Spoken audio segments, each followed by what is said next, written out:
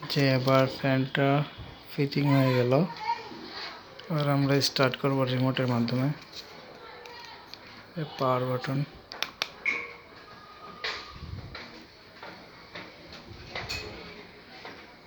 পাওয়ার নিচে,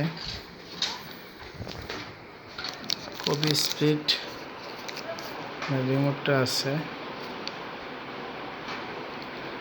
আমরা চাইলে মোশন চেঞ্জ করতে পারবো। ওয়ানে দিলে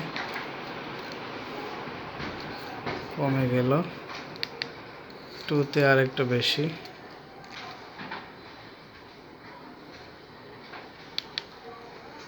থ্রিতে আর একটু,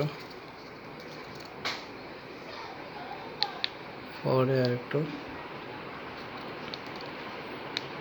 5 ভলিউমে হাই।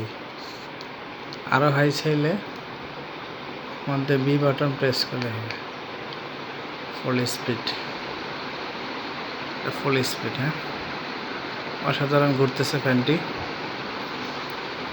চাইলে আমরা এলইডি বাল্বটি জ্বালা রাখতে পারবো।